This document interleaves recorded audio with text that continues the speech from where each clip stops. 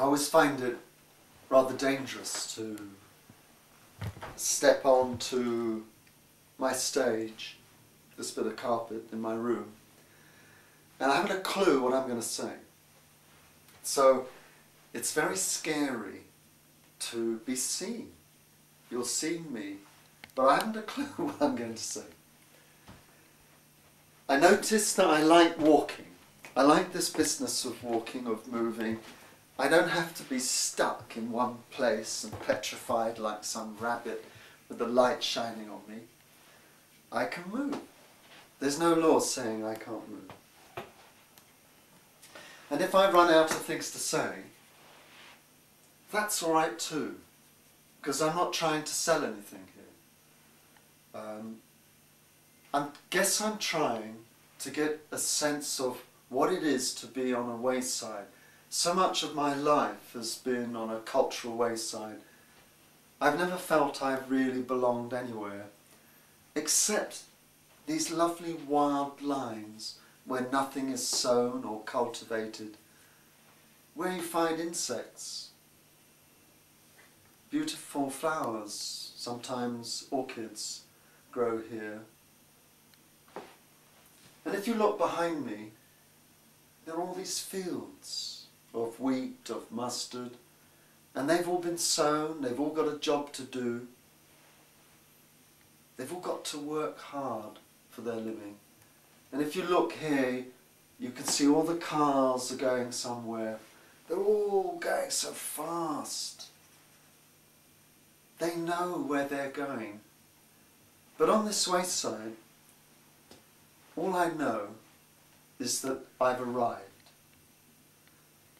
And I don't know more than that.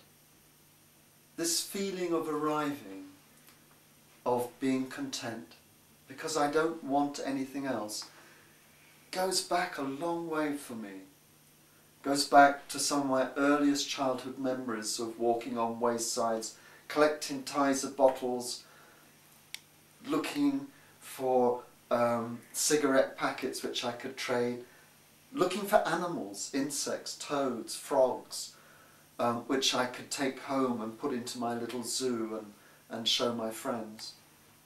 It was my hunting ground, this wayside, because I never had any money, but I always had time. I had time as a child. People don't seem to have much time now, but they have a lot of money. So once again, I've lost my way. I don't know what I'm trying to say. I don't even know who any of you are out there. And I want to be happy just to be lost for a moment. Not to have to prove anything. I think that's something, this contentment of arriving is what I'm trying to say.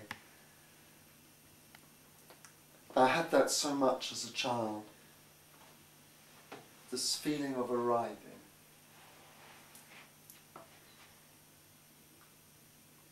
Where shall I go from here? I think of the badger I once found in the gutter of a road, a beautiful dead animal that no one else saw because they were going too fast, and how I pulled the badger off the gutter under the fence and I buried it in a little hole and covered it with leaves. And how the next day at school it had been raining and I kept thinking of the badger, what had happened to it? And I wanted so much to go and see it after school. And I said to my mother, can I go out? And she said, but promise you'll be back before it gets dark. Yes, yes, I promise. And I ran out through the French windows, over the little wire fence at the back, across the field of golden bent grass to the big hedgerows, and I ran along that until I got to the main road, and then I went to the little bit of wood where I'd buried the badger, but it wasn't there. The badger disappeared. And then, as I was looking, I heard this sound.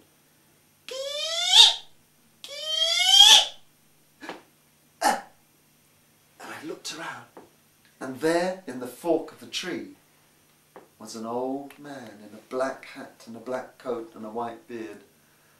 A bit like Father Christmas, really, except he was all black.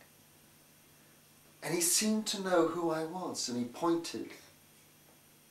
And he said, if you want to find the badger, that's the way the badger went.